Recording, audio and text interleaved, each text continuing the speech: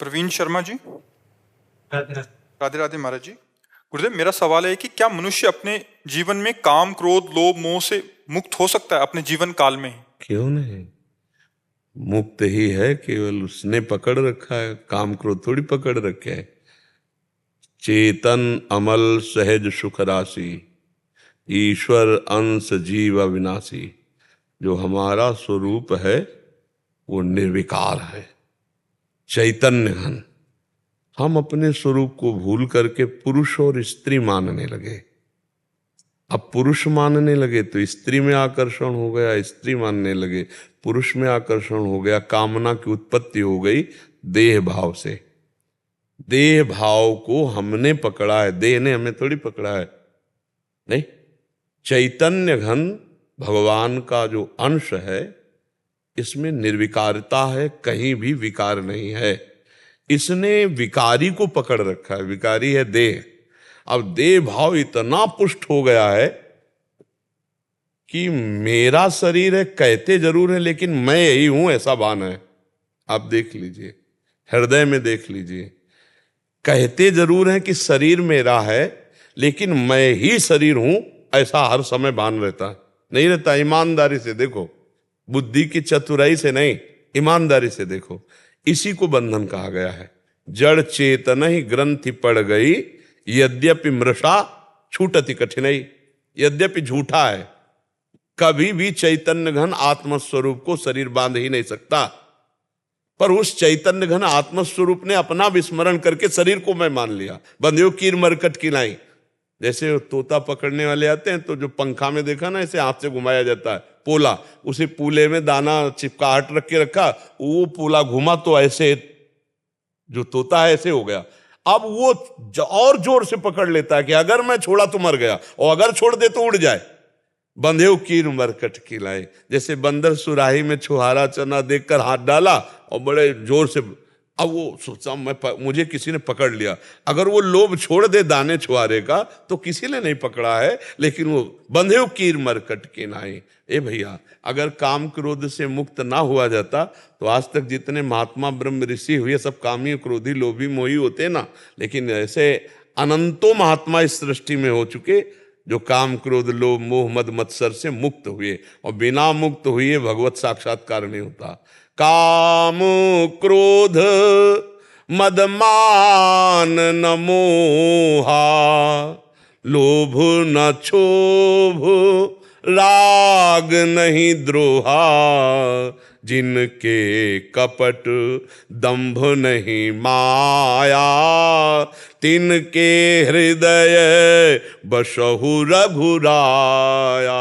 महर्षि वाल्मीकि जी महाराज भगवान श्री राम को कहते हैं, जिनके काम क्रोध लोभ मोह मद मत्सर ये नहीं है, जो आपको बहुत प्यार करते हैं, निरंतर आपका भजन करते हैं, नाथ आप उनके हृदय में विराजमान हो। तो अगर काम क्रोध ना मिटाया जा सकता तो ये बात कहीं नहीं जा सकती थी। काम क्रोध आदि जितने हैं ये देहाभिमान रूपी महल में रहते हैं। जो अहम है, मैं शुद्ध मैं ब्रह्म है, और मैं के आगे जो कुछ लग गया वो सब फंसा हुआ है।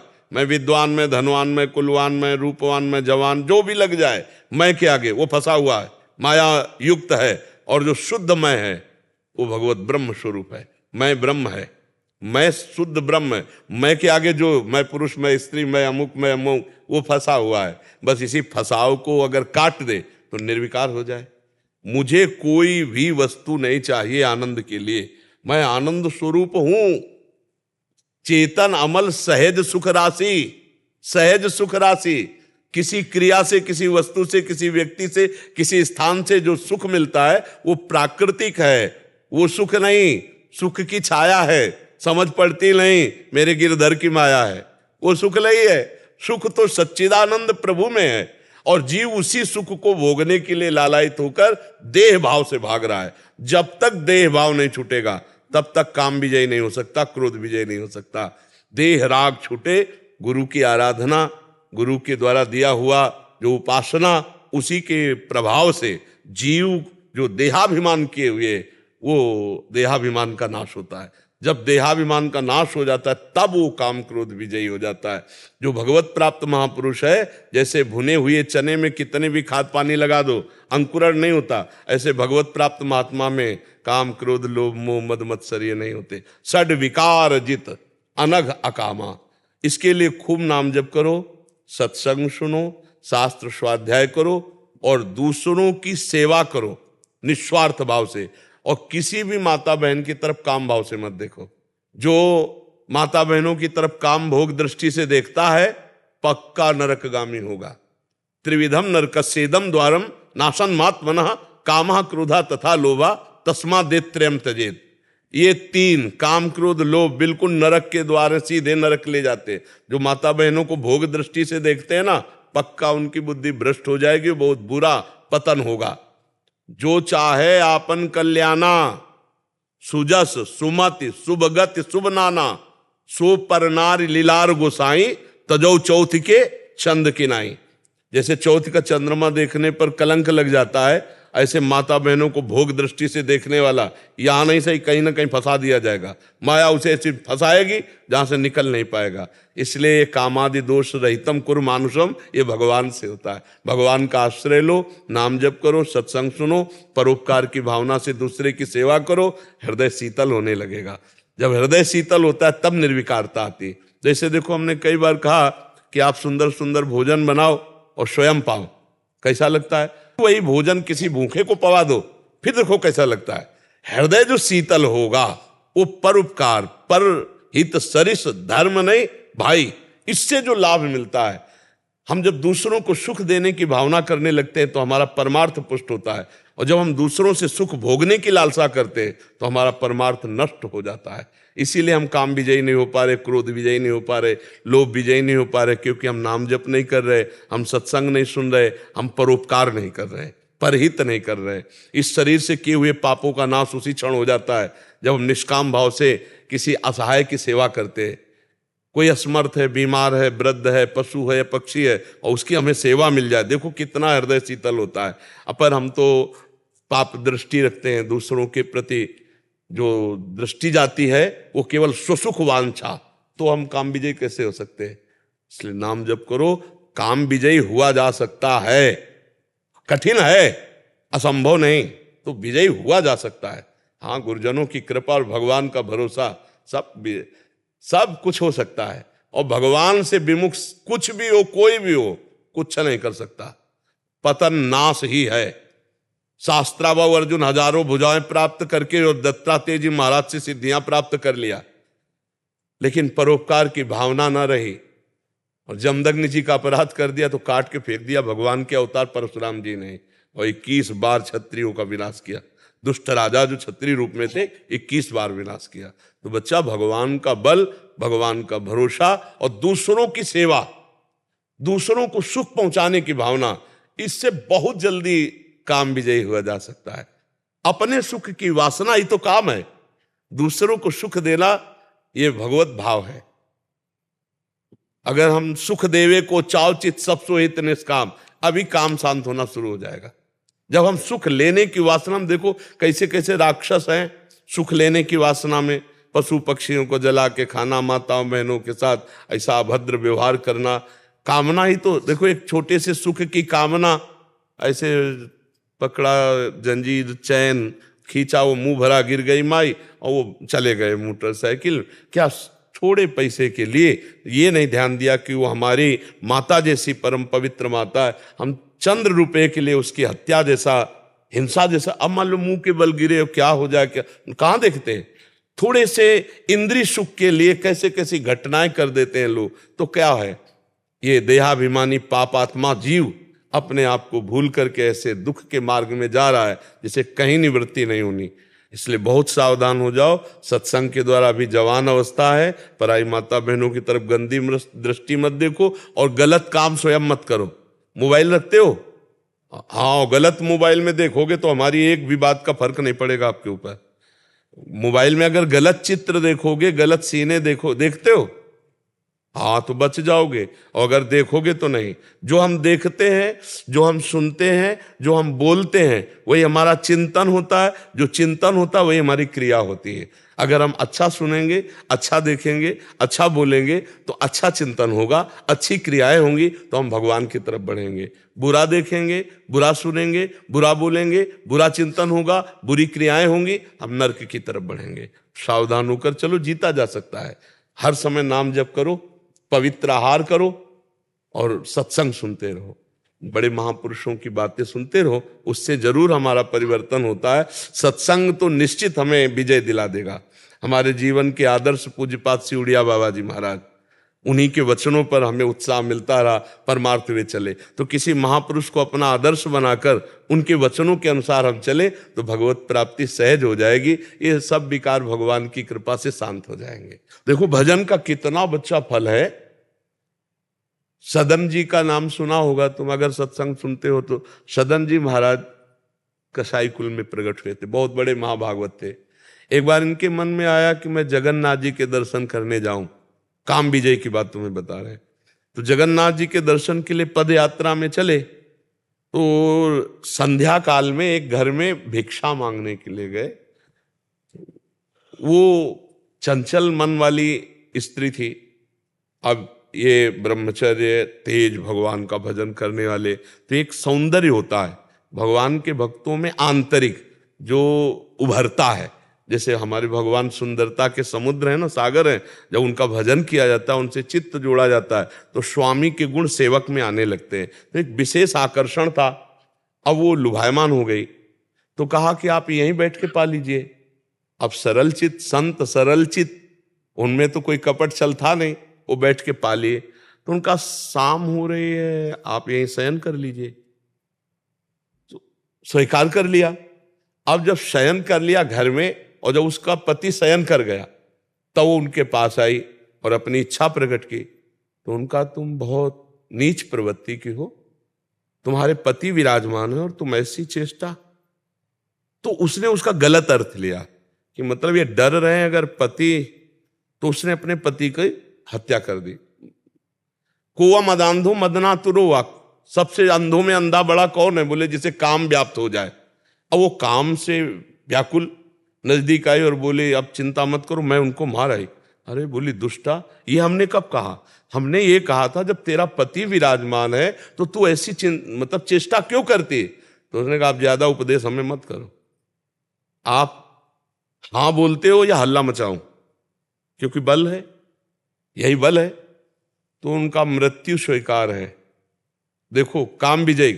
अब आप विचार करो, थोड़ा भी अगर प्रवृत्ति में भगवान से विलगता होती, लेकिन उन्होंने कहा मृत्यु स्वीकार कर सकता हूं, गलत नहीं। भूल ही न दे कुमारक पाऊं, ऊसर बरसई तरण नहीं जामा, संत हृदय जिम उपज न कामा। और उसने हल्ला मचा दिया, लोग एकत्रित हो गए। अब वो मुस्कुरा रहे कि प्रभु आपकी लीला क्या होगी, अब क्या होगी देखा जाएगा। उसने हल्ला मचा दिया, लोग एकत्रित हुए। क्या हुआ क्या हुआ? बोले ये बाबा जी हमारे साथ गलत करना चाहता था तो मेरे पति ने विरोध किया तो मार डाला, पति सैया में पड़े और अब मैं हल्ला मचाकर अपने को बचाने की चेष्टा की। अब समाज तो समाज है, पीट पाट के उनको राजा के सामने राजा ने पूछा तो वो मुस्कुरा रहे थे, क्योंकि वो समझ रहे थे किसी न किसी पाप का फल हमें मिल रहा है, भगवान भुगता रहे। तो उन्होंने कहा जो ये कह रही है आप उसको समझ लीजिए। तो इसका मतलब होता है कि आप स्वीकार करते हैं जैसा ये कह रही। तो उन्होंने कहा कि हम फिर तुम्हें सजा देते हैं। उनका स्वीकार है। कहा दोनों हाथ काट लिए जाए। तो यहां से दोनों हाथ, जय जगन्नाथ, हाथ। अब जगन्नाथ जी भी महाराज अले हाथ कटवाए, जगन्नाथ जी की तरफ चल दिए पैदल। और अंदर इतना अपार आनंद की, क्योंकि गलत नहीं है ना कि मेरे प्रभु का कोई विधान है, कोई पूर्व जन्म का पाप होगा ऐसा।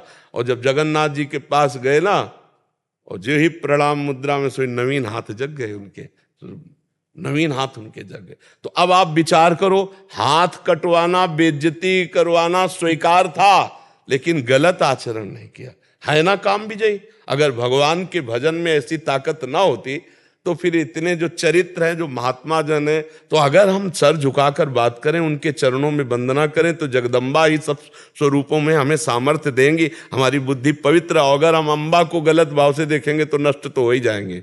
जननी सम जानह पर नारी, सब माताएं बहनें जगदम्बा का अंश है, ऐसे भाव से देखे। जिससे पाणी ग्रहण हुआ है वो धर्म पूर्वक वहां जो गृहस्थी धर्म है, अन्यथा फिर इधर उधर ना देखे तो जीत जाएगा, विषयों से जीत जाएगा। विक्रांत सिंह जी अयोध्या से। महाराज जी, बचपन से श्री हनुमान जी महाराज की वीरता एवं बुद्धिमत्ता की अनेकों कथाएं सुनते हुए उनमें अपार श्रद्धा हो गई। बचपन में जहां उनकी छवि एक सुपर हीरो की तरह रही, तो अब उन्हें अपना सदगुरु माना है। महाराज जी, अब जब हम रामचरितमानस एवं रामायण जी के विभिन्न खंडों का अध्ययन करते हैं और जब कोई ऐसा प्रसंग आता है जहां रावण द्वारा श्री हनुमान जी पर प्रहार किया जाता है या उन्हें मूर्छा आती है, तो बड़ा दुख और आश्चर्य होता है। महाराज, क्यों दुख आश्चर्य होता है? अगर हनुमान जी भगवान के भक्त हैं तो वो भी तो जय विजय पार्षद है। किसका है? प्रश्न किसका? तो जय विजय पार्षद, उनके मूल में जाइए, वो भी भगवान के जय विजय पार्षद हैं। माँ, भगवान के इशारे पर वो ये लीला करने आए हैं। रावण कोई साधारण थोड़ी है, वो तो जय विजय है।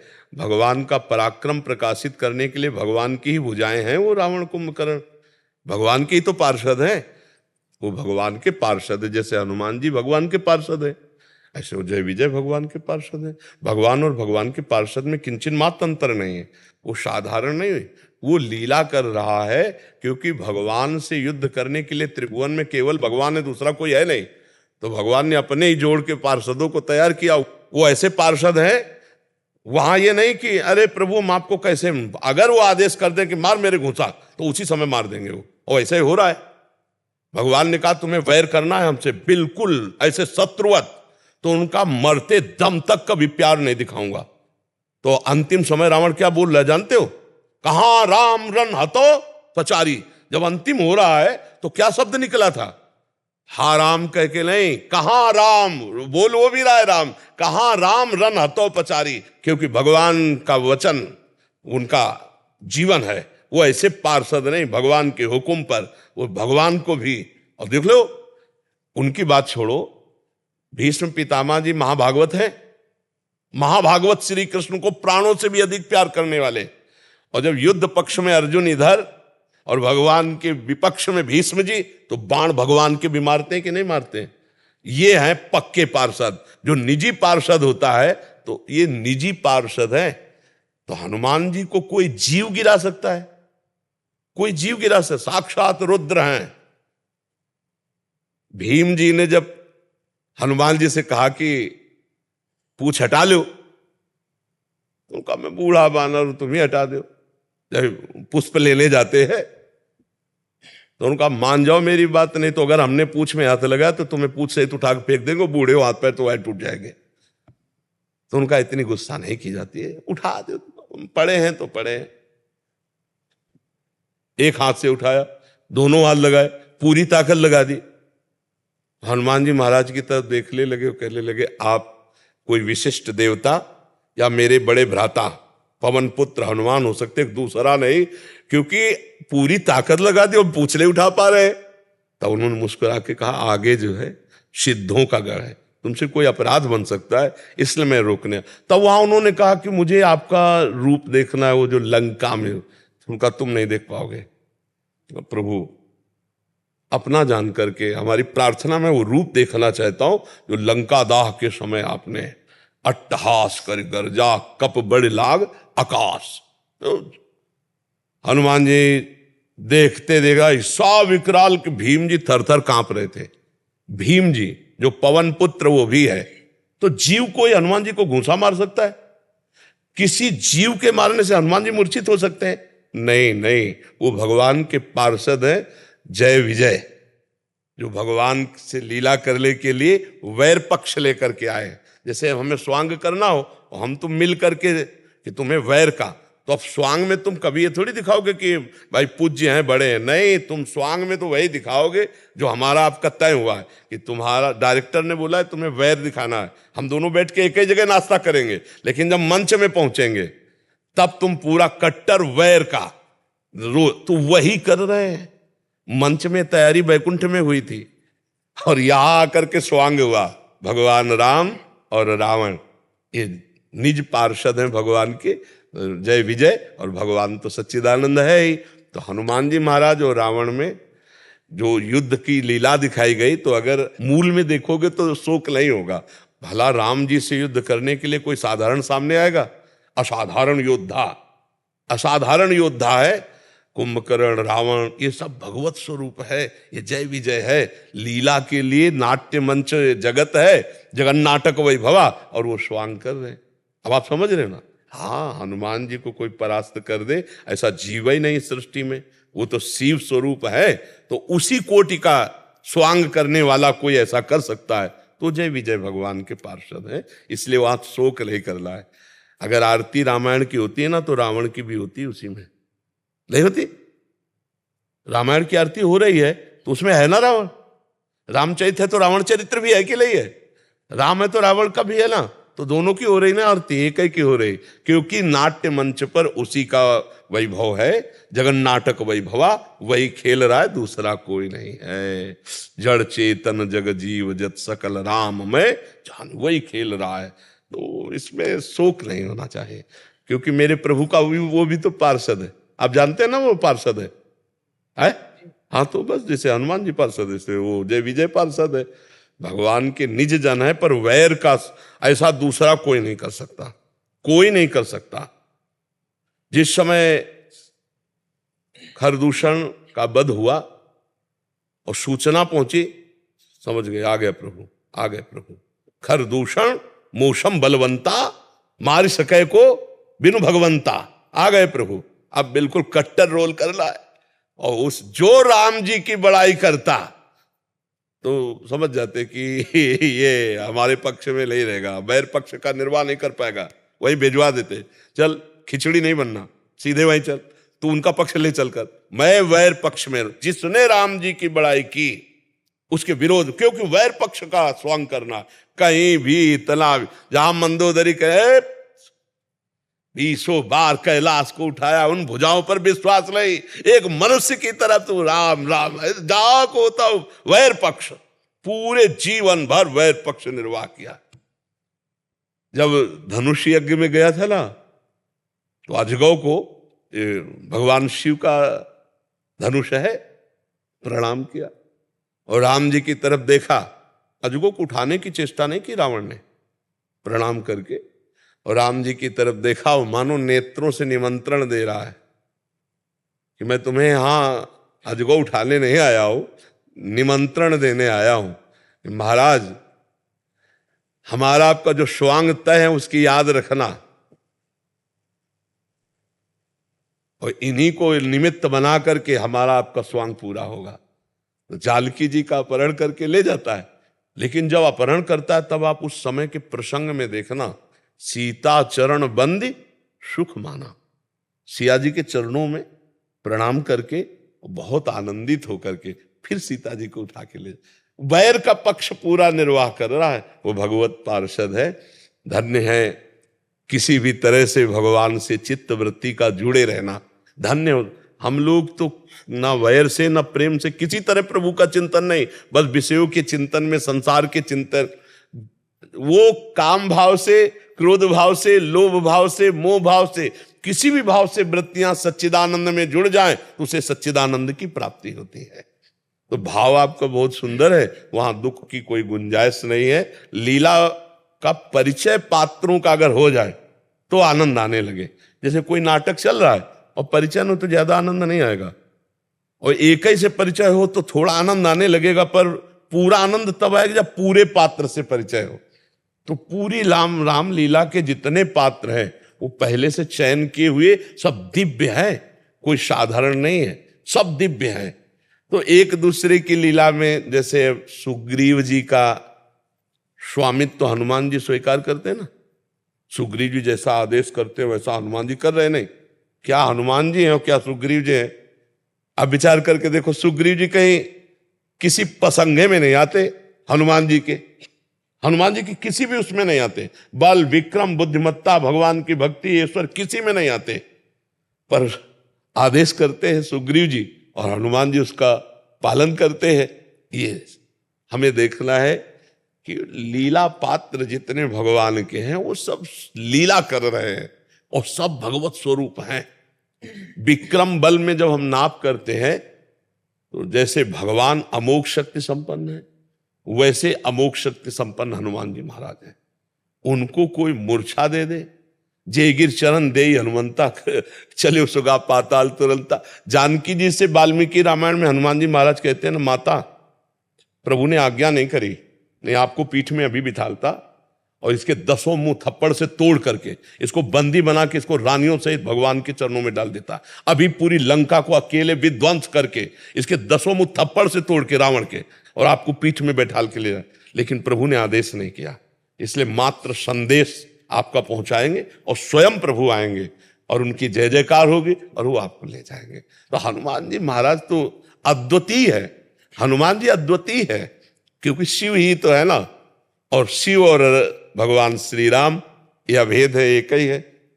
वो उनको गुरु इष्ट मानते हैं, वो उनको गुरु इष्ट मानते हैं। नहीं, अगर हनुमान जी ऐसे चरण तो राम जी ऐसे रामेश्वर की स्थापना करके आराधना कर रहे हैं। तो हमें लीला पात्रों को समझकर दुखी नहीं होना, हमें आनंदित होना, मेरे प्रभु की लीला हो रही है।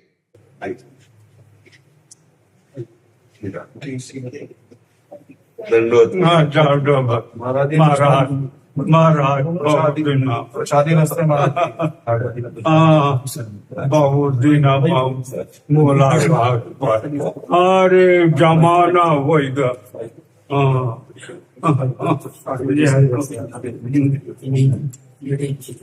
अब यह बात हमका तो बोला नहीं, अपन जाला भूल गया है। तब यही हो ऐसे कौनो जाने। बहुत कृपा करी, आप आए, बहुत कृपा करी। मुश्किल से पा रहे हैं। उस समय महाराज जी यौवन अवस्था में थे, लगभग यौवन अवस्था थी जब पहले दर्शन हुए थे। अरे पराने कान बच्चा थे। हाँ, पहला वास जो है यही महादेव में हुआ जब महाराज जी पहला वास। आनंद। शशि पांडे जी, राधे राधे गुरुदेव, आपके चरणों में कोटि कोटि प्रणाम। भगवान, आप कहते हैं कि जल्दी करो, गाड़ी स्टेशन पर खड़ी है, नहीं तो छूट जाएगी। प्रभु, जबकि मेरी स्थिति घर में भविष्य जी जैसी है, जहां पर मैं घर वालों से झूठ बोलकर आती हूँ, ऐसे में मेरे मन में हमेशा उलझन बनी खास बात नहीं, अंदर अंदर भजन करना खास बात है। अच्छा, घर में सब विरोधी हो और हम अंदर राधा राधा जप रहे हैं, हमें बाहरी कोई घर के विरोध में ऐसी भक्ति के लक्षण नहीं धारण करने जिससे किसी को विक्षेप हो। यह हमारा विनय पूर्वक वचन मान लीजिए। तिलक लगाना, कंठी बांधना ये सौभाग्य का विषय, पर इतना ही नहीं है भक्ति। विभीषण जी लंका में रहकर भगवान की ऐसी भक्ति गुप्त रूप से किए कि भगवान कह रहे तुम सरीखे संत प्रिय मोरे और धरो देह नहीं आन्य हो रहे। अंदर से राधा राधा राधा राधा जप रहे।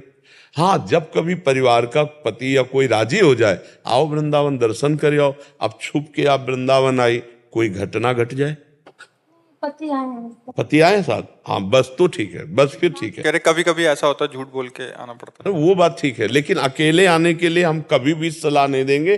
पति का सानिध्य अत्यंत आवश्यक है, पति साथ है वो कोई बात नहीं है। हाँ, और बाहरी चिन्ह तब तक न धारण करे जब तक उसका हमें अनुकूलता न मिले। मान लो आप पूरा तिलक रज लगा के अब आपके सास ससुर या परिवार के निज जन विरोध करें तो रोज कलह होगी। ऐसी भक्ति क्या जो कलह करवावे? और या तो फिर मीरा और प्रहलाद जी जैसी निष्ठा हो, मेरे तो गिरधर गोपाल दूसरों न कोई, जाके से मोर मुकुट मेरो पति सोई, मैंने मृत्यु का वर्ण कर लिया, आप क्या बिगाड़, वो बात अलग होती नहीं। तो देखो मीरा जी को कितना कष्ट सहना पड़ा, जहर तक पिलाया गया। हिरण्यकश्यप ने कितना कष्ट दिया प्रहलाद को। तो हमें लगता है हम कलयुगी प्राणी, इतनी निष्ठा तो हमें है नहीं कि हमारे ऊपर रोज विपत्तियां आवे हम जय जयकार भगवान की करें। तो हमें चाहिए पहले अपनी श्रद्धा पुष्ट करें, अंदर अंदर हम भजन का अभ्यास करें, नाम जप करें, और जो हमारा विरोध कर रहे हैं वो परिवार के हमारे पूज्य जन हैं, हमें उनके चरण छूने चाहिए। हमको ऐसा दिखावा करना चाहिए कि हम उनको बहुत प्यार करते हैं, उनका आदर करते हैं, उनके विरोध से हमारे ऊपर कोई फर्क नहीं, तब तो हमारी भक्ति सही चल रही है। अगर हमारा उनके प्रति दोष भाव हो जाए, कड़ुआ व्यवहार होने लगे, तो हमें लगता है हमारी भक्ति कमजोर, अभी भक्ति रंग नहीं लाई। भक्ति तभी रंग लाएगी जब विरोध करने वालों में भी भगवत भावना हो जाए। से जाने पर कुछ दिन सही रहता है, घर में बराबर रहने पर फिर यहाँ से जाने पे बैटरी चार्ज रहता है, पर घर में फिर डिस्चार्ज हो जाता है। हाँ, घर में तो हो ही जाएगी। तो मोबाइल है आपके पास, तो सत्संग सुन लिया करो। कुछ करते हैं, लेकिन यहाँ आने पर ज्यादा चार्ज हो जाता है। हाँ, यहाँ तो परमाणु ही है प्रगट में, तो जो परमाणु वो मोबाइल से थोड़ी मिलेंगे। पर जब परिस्थिति बिगड़ी हो तो हमें भक्ति नहीं छोड़ना, आने को मिले ना मिले, भगवान का चिंतन नहीं छोड़ना, ये जीवन बर्बाद नहीं करना। और इसलिए हम कहते हैं गाड़ी छूटी समझो, कि कब मृत्यु हो जाए क्या भरोसा। अभी हम आपके सामने बोल रहे हैं, अब जिंदगी में आगे बोल पाएंगे कि नहीं, कोई भरोसा नहीं। आप हमारे सामने बैठे, पता नहीं दोबारा मिलेंगे कि नहीं, कोई भरोसा नहीं। ये मृत्यु लोग इतना भयावह है ना कि इसका कोई पता नहीं। कम से कम फांसी की सजा वाले को उसको पता तो दिया जाता है कि कल 12 बजे आपकी फांसी होगी, लेकिन अपने को ये भी पता नहीं है कि अगला हम शब्द बोल पाएंगे कि नहीं बोल पाएंगे। इसलिए हम सावधान रहें और हर समय नाम जप करते रहें। हाँ, हम किसी के विरोध में क्यों खड़े, हमारा तो जाने का समय है, हमको यहाँ से जाना है, हमें विरोध नहीं करके जाना, हमें कि यहाँ फंसा के नहीं जाना कि हमें फिर आना पड़े। शांत भक्ति गुप्त रखने को बोलते हैं, बात समझना। तो आपको तो घर के लोग मान लो विरोध कर रहे हैं, यहाँ तो संसार के आदमी कब कहाँ कौन कैसा अपमान कर दे उसको सह।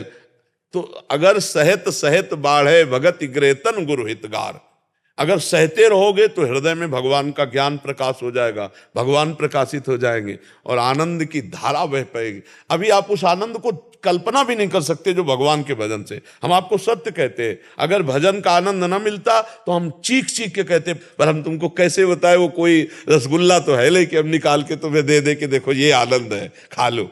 हाँ, जो बात मान लोगे, जैसे इस भाई ने कहा कि अभी तक तो हम ऑनलाइन सुन करके ही अपने जीवन, आपके जीवन का परिवर्तन हो जाएगा, आपका जीवन अध्यात्म के प्रकाश में आनंद की तरफ। और जब आपको आनंद मिलेगा तब फिर आपको कोई विषय खींच नहीं पाएगा। अभी आनंद की बात सुनकर चले हो, और जब आनंद मिलेगा तो काम क्रोध लोभ मोह मद मत्सर खींच नहीं पाएंगे। संसार में कौन ऐसा है जो भगवान के भक्त को खींच सके। एक बार आनंद मिल जाए ना, अब गांव के लोग जो गुड़ का सीरा होता है ना, उसी में नाचते हैं, इतना मीठा लगता है उसको। और अगर रबड़ी मिल जाए तो फिर उस गुड़ के सीरे की तरफ कौन देखेगा। भगवदानंद मिल जाए तो गंदे विषयानंद की तरफ कौन देखे। संसार में सबसे बड़ा सुख क्या है, आप देखो, घुमा के बुद्धि को देखो तो लौट करके केवल काम सुख में आएगा। आप देख लीजिए, रुपया पैसा खाना पीना रिश्ता नाता सब जगह घुमाओ मन को, और अगर उसको कहीं टिकने की जगह दिखाई देगी तो काम भोग के सिवा और कहीं टिकने की नहीं है। सब संसार के जितने भी प्राणी हैं, जितने भी जीव हैं, सबको एक काम ने परास्त कर रखा है। लेकिन राम का आनंद कोई बिरला, और जिसे भगवान का आनंद मिल गया उसे काम परास्त नहीं कर सकता। देवराज इंद्र के पास दिव्यास्त्र सीखने के लिए जब अर्जुन गए तो सिंहासन में बैठाला, आधे में इंद्र बैठे और आधे में अर्जुन बैठे। स्वागत के लिए अप्सराओं का नृत्य हुआ तो भगवान नारायण की जंघा से प्रकट हुई देवी उर्वशी, उनकी दृष्टि अर्जुन पर गई तो जैसे भगवान वैसे भगवान के भक्त अर्जुन। अरविंदाक्ष नेत्र अजान बाहु देख करके लुब्धमान हृदय जो है लुभायमान हो गया, लुब्धायमान हो गया। और अर्जुन गौर से ऐसे उर्वशी की तरफ देखते रहे तो उर्वशी को लगा, और देवराज इंद्र ने ये दोनों की दृष्टि देखी। तो जब संध्या हुई तब कहा कि उर्वशी को आदेश करो, चित्रसेन गंधर्व को आदेश किया कि उर्वशी को आदेश करो अर्जुन की सेवा में पहुंचे, क्योंकि अर्जुन जी भी देख रहे थे एकाग्रता पूर्वक और उर्वशी जी भी देख रही थी। अब उर्वशी जी को तो मन भाया हो गया, वो बहुत प्रसन्न होकर के श्रृंगारित होकर के, उर्वशी जी जब चलती हैं तो बादल साथ चलते हैं, उनको जिसको देखना वही देख सकता दूसरा नहीं, और सुगंध छा जाती है, पूरा वातावरण ढक जाता है जैसे कोहरे से, और सुगंध छा जाती है, और उस मार्ग से उर्वशी जी चलती है, देव मार्ग से। तो जब वो देवराज इंद्र की प्रेरणा से अर्जुन के पास गए तो अर्जुन ने हाथ जोड़ा और प्रणाम किया। तो उन्होंने कहा ये मुद्रा नहीं, क्योंकि वो काम भाव से प्रेरित होकर आई थी। तो उन्होंने कहा मैं माता कुंती से बढ़कर के आपका आदर करता हूं। अब वो और क्रोधित हो गए कि ये शब्द संबोधन। तो उन्होंने कहा देवराज इंद्र की प्रेरणा से मैं आपकी सेवा में हूं, आप इन शब्दों को वापस कीजिए और मुझे स्वीकार कीजिए। तो उन्होंने कहा फिर मैं पुनः आपसे कहता हूं, आप हमारे पूर्वजों की जननी है, क्योंकि पुररवा और उर्वशी से ही इस वंश का प्रादुर्भाव हुआ। तो मैं माता कुंती से भी बढ़ करके आपको पावन दृष्टि से और प्रणाम किया। उर्वशी एकांत में अर्जुन से काम भाव के लिए याचना कर रही, और अर्जुन जी उनको प्रणाम कर रहे हैं। बड़े बड़े ऋषियों की मनोवृत्ति को एक सेकंड में विचलित कर दे वो उर्वशी जी है। अंततो गत्वा उर्वशी जी हार गई और उन्होंने साप दे दिया, जा नपुंसक भाव को प्राप्त हो जा। जिसे देवराज इंद्र ने सीमित किया 1 वर्ष के लिए, वही अज्ञात वर्ष में विहंगला बनकर के जो संगीत सिखाया राजकुमारी को। अब आप सोचो, उर्वशी जैसी अप्सरा अर्जुन के मन में काम पैदा नहीं कर पाई, क्योंकि श्री कृष्ण के अनन्य भक्त हैं। अपने ठाकुर हरिदास जी महाप्रभु चैतन्य देव के परिकर में हरे कृष्ण कृष्ण कृष्ण हरे हरे, हरे राम राम राम हरे, इस मंत्र को लाखों की संख्या में रोज जपते। तो एक धनी मानी जा रहा था, तो उन्होंने कहा कि देखो कितना बड़ा भक्त है। तो उस वैश्या साथ थी दो उनके, तो उनका हमारी जैसी के पल्ले नहीं पड़े, इसीलिए तो उनका जितना रुपया कहोगे तुम इनको भ्रष्ट करो।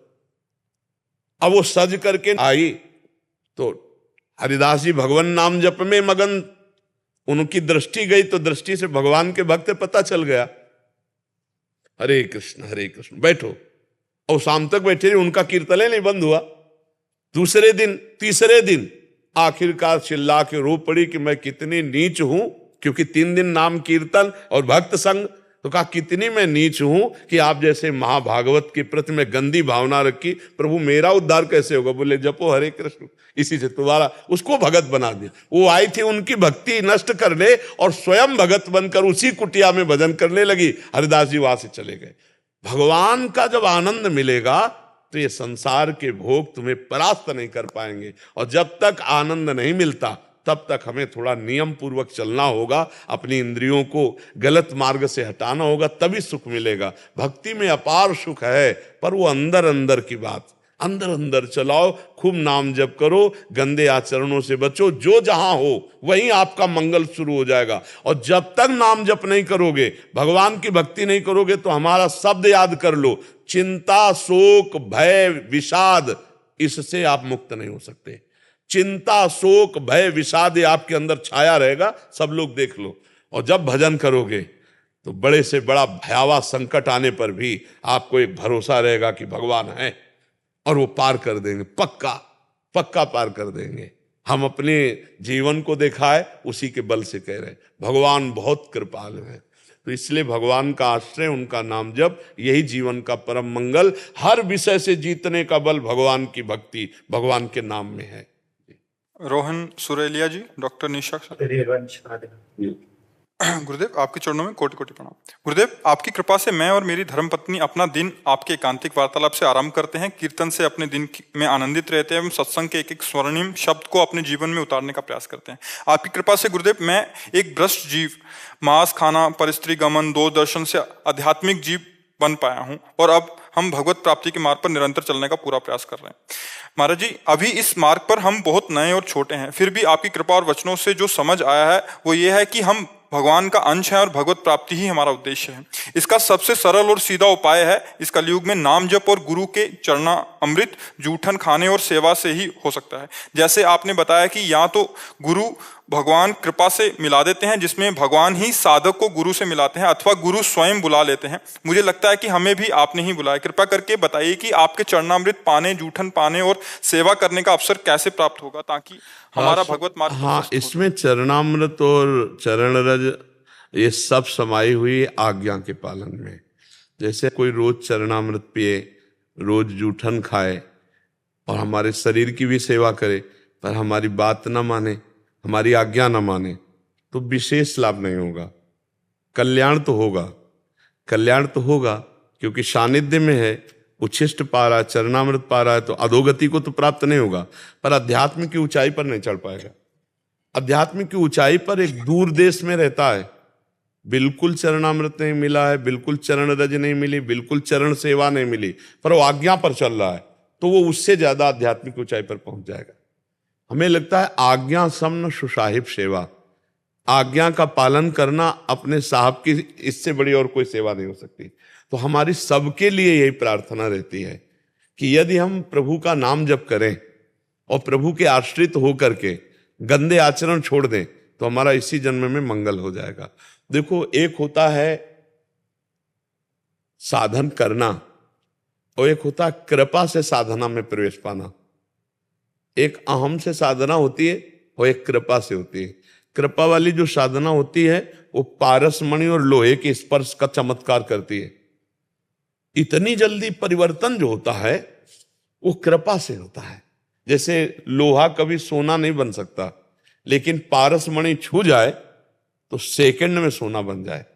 तो बहुत जन्मों का हमारा मलिन मन इस जन्म में भी मलिन आचरण करने वाला, और वचन छू गया, शरीर तो जैसे ये भाई कह रहे हैं मैं अभी आया हूं, सुधार हमारा पहले हो गया, तो वचन छू गया ना, मलिन मन में वचन रूपी पारसमणि छू गई तो परिवर्तन शुरू हो गया। और यदि हम उसी वचन को पकड़ ले तो हम पारसमणि ही बन जाएंगे, सोना ही नहीं, सीधे पारसमणि। क्योंकि संत आप उस शरीर से चाहें सब कीन्हा, वो अपने समान सबको बनाना चाहते हैं कि सब भगवत प्राप्त हो जाए, सब आनंद में हो। तो मुझे लगता है अगर आज्ञा पालन की जाए तो ये सबसे बड़ी सेवा हो जाएगी। और देखो, उच्छिष्टामृत, अब हम जीवन राधा नाम को समर्पित किए हैं, राधा राधा जपते हैं, राधा राधा राधा, तो संतों का उच्छिष्ट क्यों मांगा जाता है? क्योंकि वो मुख से नाम जप करते हैं, और उसी मुख से जब हमें देंगे तो नाम जप के परमाणु हमारे अंदर आ जाएंगे और हमारी नाम जप में प्रीति हो जाएगी। तो भोजन तो दो चार कवल चबा करके फिर ली जाया जाता है, लेकिन राधा नाम या कृष्ण नाम या हरि नाम तो जीवन भर हम चबा रहे हैं उसे। और हम आपसे बोले कि राधा राधा रटो, क्या इससे बड़ा कोई उच्छिष्ट हो सकता है? जो हर समय रात दिन पा रहे हैं वो दे रहे हैं उच्छिष्ट। और चरण रज वृंदावन की कोई भी रज उठा लो, कण कहीं से भी, वो सब महापुरुषों की चरण रज है, प्रिया प्रीतम से लेकर अभी तक, समझ रहे ना। और कुंडों का किसी भी का भी जल ले लो, जैसे राधा कुंड है, मानसी गंगा है, मानस सरोवर है, इनमें हर महात्मा स्नान करता है, सबका चरणामृत मिल जाएगा। सबका चरणामृत, वृंदावन की रज और गुरुदेव की आज्ञा, उनके द्वारा दिया हुआ नाम मंत्र और उपासना, पक्का इससे भगवत प्राप्ति हो जाएगी। कहीं भटकने की जरूरत नहीं है कि अब हम चरणामृत के लिए कोशिश करें। किसी भी कुंड का जल ले लो, वो मतलब सैकड़ों वर्ष पुराना चरणामृत मिलेगा। सब संत जितने भजनानंदी हैं, जिनके आप दर्शन भी नहीं कर सकते, वो भी सब स्नान करते हैं। कुंड का जल ले लिया, वृंदावन की रज ले ली और आज्ञा का पालन किया, इसी से सब मंगल हो जाएगा। कुछ भटकने की, इधर उधर भागने की जरूरत नहीं। और सबसे बड़ी बात होता भरोसा। अगर भरोसा दृढ़ है तो हमारा और आपका जो संबंध है वो श्री जी से है।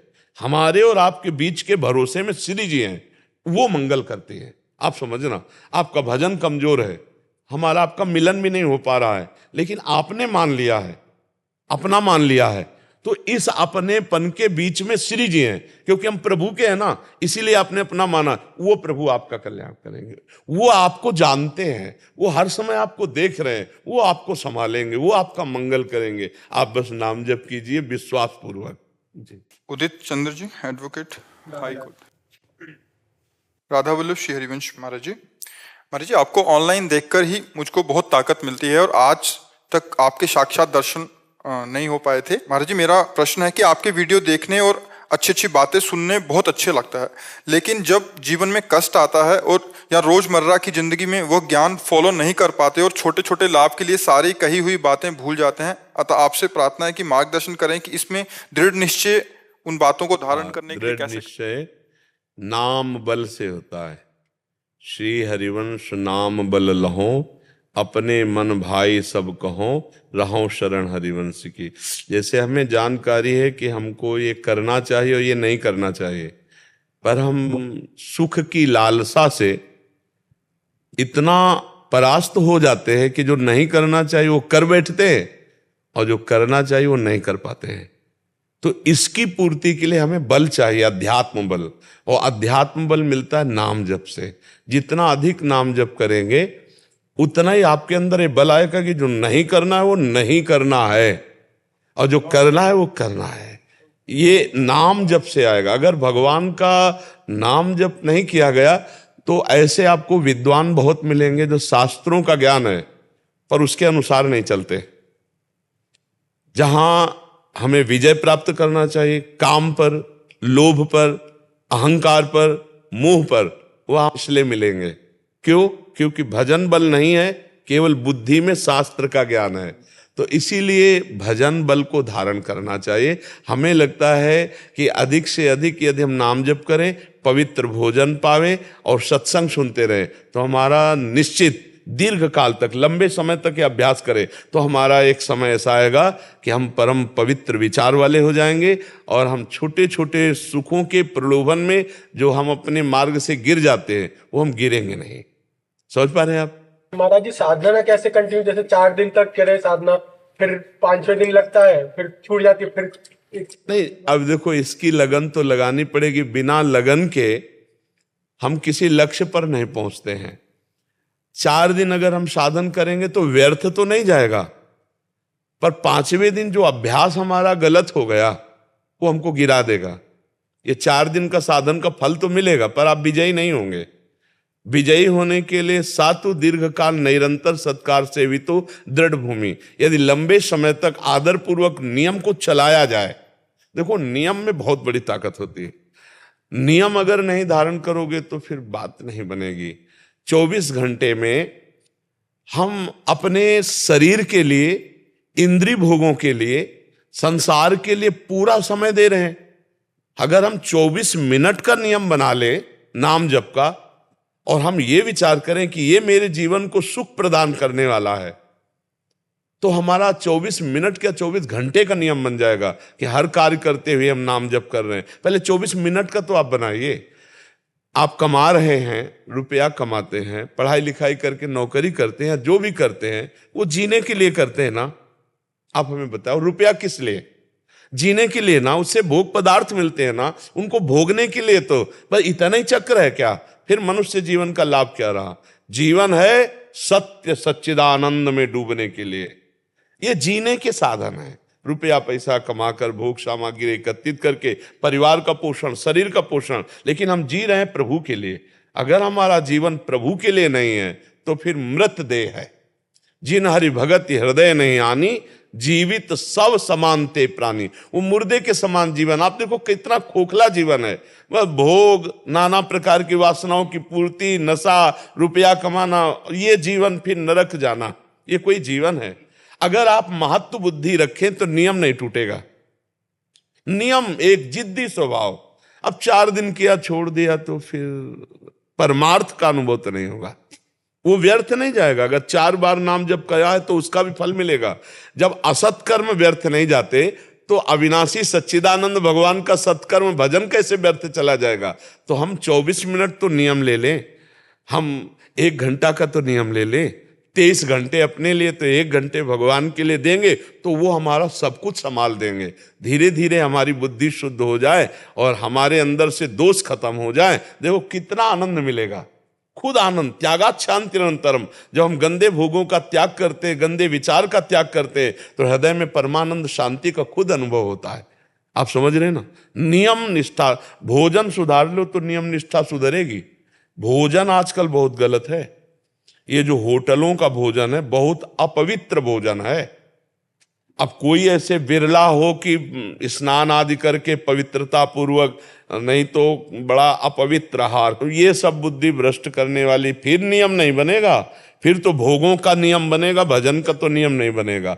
जिसका भोजन सही है उसका भजन सही होगा, जिसका भोजन सही नहीं उसका भजन सही नहीं होगा। और आज 100% भोजन अशुद्ध, 1% की भी गुंजाइश नहीं रह गई है। यदि आप अपने घर में पवित्रता पूर्वक बनाएं तो मान लो हल्दी ला करके घर में कूट के आप छौंकें तो हल्दी है, नहीं पता नहीं कि हल्दी है कि केमिकल है। आपके घर में गाय है और आप दूध दूह के ले रहे हैं तो पता है कि दूध है, नहीं पता नहीं दूध है कि केमिकल है। अब ऐसे भोजन जाएंगे तो शरीर रोग ग्रसित होगा।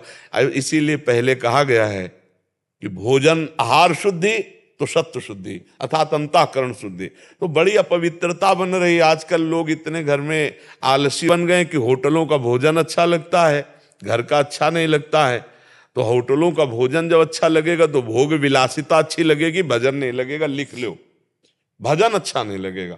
भोजन का सुधार ही भजन का सुधार है, जीवन का सुधार है। जिसका आहार गलत, अब आहार कितना गलत होता चला जा रहा है। नौजवान बच्चे शराब, ये सब गांजा आदि, ये सब गंदी चीजें जो बुद्धि को भ्रष्ट कर दें, और व्यभिचार।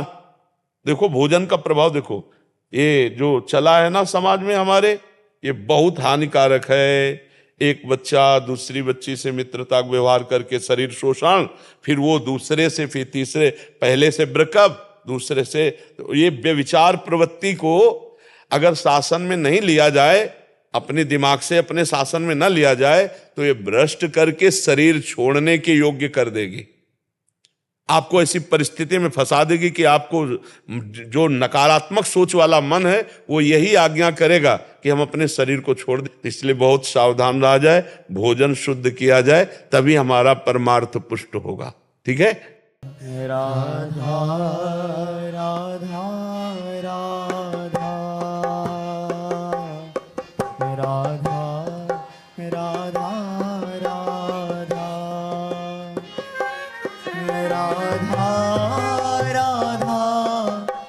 राधा राधा राधा